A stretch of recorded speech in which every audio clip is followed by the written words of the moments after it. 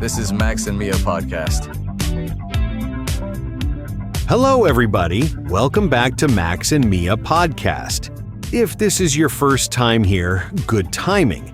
And if you have been with us for a while, thank you. Seriously. Good to have you here. So, Max, how are you doing today? Honestly, pretty good. A little tired, but good. I went to bed way too late last night. Same. And actually, I tried paddle for the first time this weekend and my arms are still sore. Wait, paddle? I didn't know you played. I do not. That was kind of the problem. I was terrible, but I had a really good time. That is honestly the best way to try something new. No pressure, just show up and see what happens. Exactly. The people there were patient with me, which helped a lot. I think I will go back. And speaking of getting better at things, that is actually what today is about. Yes, we're going to look at everyday conversations. The kind you have all the time, but we'll listen to two versions of each one. One from someone who is just starting out in English, and one from someone with a bit more experience. The idea isn't to say one is wrong and the other is right. It is more about showing you what changes when you go from basic to intermediate. What sounds more natural, how you can stop feeling like you are reading from a textbook. Because that robotic feeling, we've all been there. And the good news is, it goes away. You just need to hear the difference enough times until it starts to feel normal. So, if you are ready, let's get into it. All right, so our first conversation. Two friends, Tyler and Abigail, just finished a workout and they are walking home. Nothing complicated, just two people talking after the gym. And what we want you to pay attention to is how each of them expresses the way they feel. How they talk about being tired, being sore, wanting something, complaining. Those small, everyday things that we say all the time without even thinking about it. Tyler and Abigail are both speaking English. The difference isn't about making mistakes. It is about the words they choose, the structures they use, and how comfortable they sound doing it. So just listen. Try to notice those moments where one of them says something in a simpler way, and the other takes it just a little further. Ready? Here we go. I am very tired. Oh, yeah, me too. My legs are completely done. I think I pushed it a little too hard today, especially on those lunges. Yes, my legs are very bad. And my arms, too. Everything hurts. That is actually a good sign, though. It means your body's responding, and it will feel better in a day or two. You just have to get through tomorrow. I hope so. I don't like this feeling. My body is very heavy right now. Oh, I know that feeling. Like you're carrying extra weight and your brain just wants to shut down. Yeah, I could go home right now, take a long shower, and not move for the rest of the night. Yes, me too. I want to sleep. My stomach rumbles faintly. But I am also hungry, very hungry. Same. I am starving. I've been thinking about food since like the last 20 minutes of the workout. At some point, I just gave up trying to focus. Me too. I was thinking about food in the last exercise. What do you want to eat?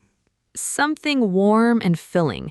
I keep going back and forth between pasta and just ordering something. I really do not have the energy to stand in a kitchen right now. I want a burger, a big one, with fries. Okay, that actually sounds perfect. I think you just made my decision for me. We can go together. There's a good place near here, not far. Wait, are you talking about that place on 5th? Because if you are, I am absolutely in. I haven't been there in a while, and every time I walk past it, I tell myself I need to go back. Yes, that one. The food is very good there, and it is not expensive. Exactly, and the portions are huge, which is exactly what I need right now. Okay, let's do it. but I have to go home first. I cannot sit anywhere looking like this. I feel gross. Yes, me too. I need a shower. I feel bad. Like my clothes are very wet. Yeah, we're both a mess. Let's say in about an hour. That gives us enough time to shower and not have to rush. 1 hour. Okay, perfect. I feel better now. Before, I was worried about the food. I didn't know what to eat. You were stressing about dinner after a full workout? That is very on brand for you. I always think about food. It's a problem. It's not a problem. It's a lifestyle. All right, 1 hour. Do not leave me waiting outside this time. I will not be late. I promise. I am too hungry to be late. Good answer. See you in a bit. And hey, good session today. You kept up really well. Thank you. You too. It was hard, but I feel good about it. Okay, so there you have it. Tyler and Abigail, same situation, same feelings, pretty different ways of saying them. And I want to say this again because it matters. Tyler was not wrong. Everything he said made sense. You understood him perfectly, right? That is the point. Basic English works. It communicates. But there are a few things worth looking at. The first one is the word very. Tyler used it a lot. I am very tired. My legs are very bad.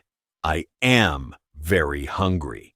And that is super common at this level, but it can start to sound a bit flat after a while. Abigail did something different. Instead of saying very tired, she said her legs were completely done. Instead of very hungry, she said she was starving. Those are single words that already carry the intensity. You do not need very because the word itself does the job. And that is one of the big jumps from basic to intermediate. You stop stacking very in front of everything and you start finding words that already mean very something. Another thing I noticed was how Tyler described feelings in a direct, simple way. I feel bad. My clothes are very wet. Totally valid. But Abigail added a bit more context. She said she felt gross, which is a really natural word for that situation.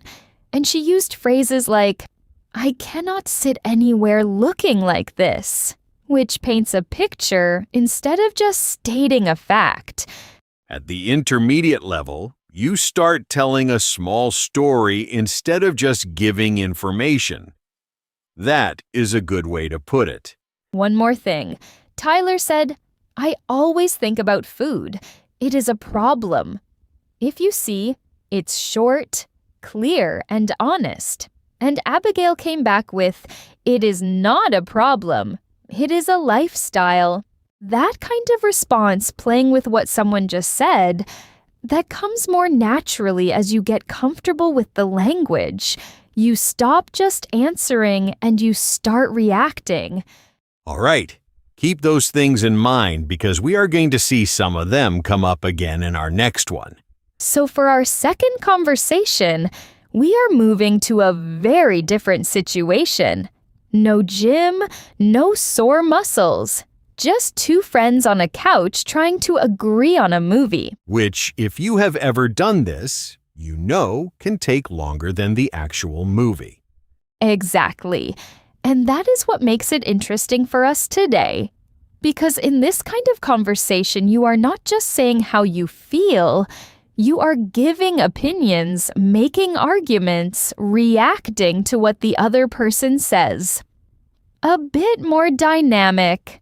We have Rachel, who is at a more basic level, and Harry, who is a bit more intermediate. Pay attention to how each of them defends what they want to watch, how they agree or disagree, and what happens when neither of them is really winning the argument. Let's listen. Okay, what do you want to watch? I was actually thinking about that thriller that came out last month.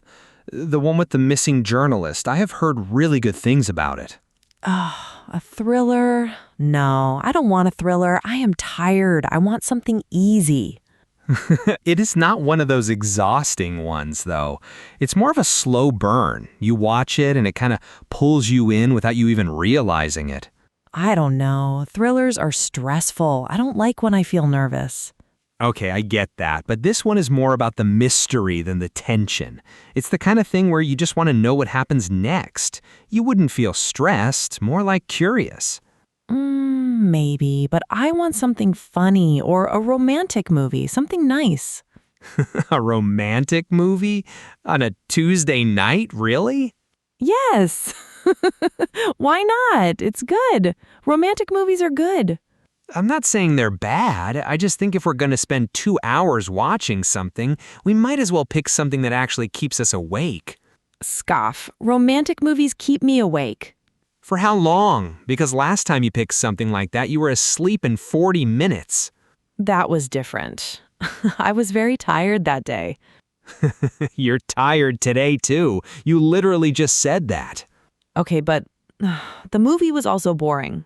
Right. So maybe something with a bit more going on is actually the better call here. Look, I'm not trying to force you into something you'll hate.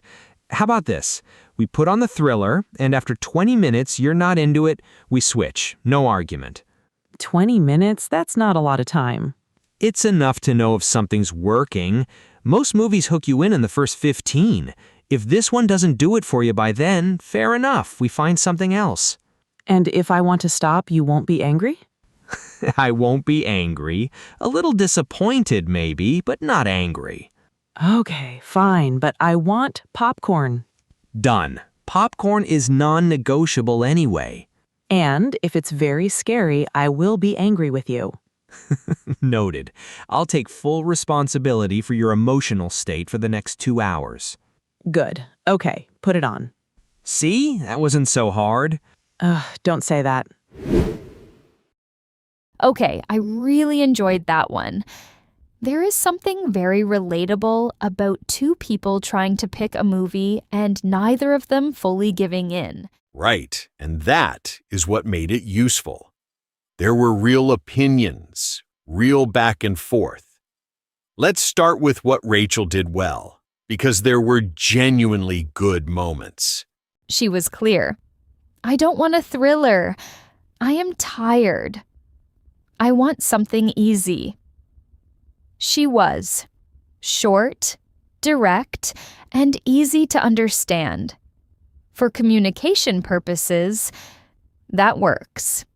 You always know where Rachel stands. The issue is that when she tried to defend her position, she did not go very far. Romantic movies are good. It is good. Those are statements, but they are not arguments. She is saying what she thinks without explaining why. And that is the difference you notice with Harry. When Rachel said thrillers are stressful, Harry didn't just say, no, it is not. He reframed it. He said it was more about mystery than tension, that she would feel curious, not nervous. He gave her a reason to reconsider. That is a big one. At the intermediate level, you start building your arguments a little. You do not just state your opinion, you anticipate what the other person is thinking and you address it. There was also a moment where Rachel contradicted herself mid-argument and just said, okay, but the movie was also boring. That kind of natural admission, honest and a little self-aware, is harder to do in a second language, and she pulled it off well. One thing to take away. When you want to disagree in English, you don't always need a strong word like no or wrong. Harry used phrases like, I get that, but, and I am not saying they are bad, I just think. Those soften the disagreement and keep the conversation going instead of shutting it down. Small phrases, big difference. Keep those in your back pocket. All right, we have one more conversation for you today, and this one is probably the most grammar-focused of the three. We are talking about past experiences. Specifically, the difference between the past simple and the present perfect. Two tenses that a lot of learners mix up, and honestly, for good reason, because they are close. But they are not the same. We have Joe, who is at a more basic level, and Sophia, who's intermediate. Joe is going to rely heavily on the past simple, which is the more straightforward of the two. I went. I saw. I did. Sophia is going to use both, and the way she switches between them tells you a lot about what she is actually trying to say. So listen carefully. You don't need to understand every rule right now. Just notice the difference in how they talk about things that happened. That feeling you get when something sounds more natural is exactly what we are going for. Here we go. Did you see that documentary about the ocean, the one on Netflix? Yes, I have seen it. Actually, I watched it twice, which says a lot because I almost never do that. Really? I watched it last week. It was very good. The part about the deep sea was amazing. That part is incredible. And what I find fascinating is that scientists have only explored a small percentage of the ocean. We have sent people to the moon, but we have never fully mapped what is underneath us. Yes, it is crazy. I did not know that before. Did you know that? I had heard something about it, but the documentary really put it into perspective. Have you ever been to the ocean, by the way? Like, properly near it, not just a beach? Yes, I went to the coast with my family when I was young. We stayed near the water for 1 week. It was very beautiful. I liked it a lot. That sounds lovely. I have been to the coast a few times, but I've never actually gone diving or anything like that. It is something I've always wanted to try. I never did diving. I want to try it too. Is it difficult? I honestly do not know. I have read that the basics are not that hard to pick up, but I've never spoken to someone who actually does it regularly. I think I would need a few lessons before I felt comfortable going deep. I tried snorkeling one time. It was in Mexico. I went there 2 years ago with some friends. The water was very clear. I saw a lot of fish. Oh, nice. I've never been to Mexico. How was it overall? Not just the water, the whole trip. It was great. We went to different places. We visited old ruins. The food was very good. I ate things I never ate before. That is the best part of traveling. You end up trying things you have never even heard of back home. I went to Japan a while back, and I have never eaten so well in my life. Every single meal was something new. Japan. I want to go there. I never went to Asia. Did you go alone? No, I went with a friend, which I think made it better, honestly, because you have someone to share those moments with. Have you ever traveled much on your own? One time. I went to Berlin alone. It was okay. A little lonely at the start, but then I met people in the hostel. It was a good experience. Solo travel is interesting like that. It's uncomfortable at first, but then something shifts and you start to enjoy having that freedom. I've done it once and I would do it again without hesitation. Yes, I think so too. Maybe next time I will go to Asia. Smiles. I want to try. You should, and watch more ocean documentaries in the meantime to get inspired. Yes, good idea. Okay, that one was a bit different from the other two. Less back and forth, more of a natural flow, two people just talking about things they have done. And that is exactly where the grammar shows up without feeling like grammar. So let's break it down. Joe's default throughout the whole conversation was the past simple. I went. I saw. I ate. It was clean, clear. No problems there. If you are at that level, that is what you do, and it works. But here is the thing. The past simple is tied to a specific moment in time. I went to Mexico 2 years ago.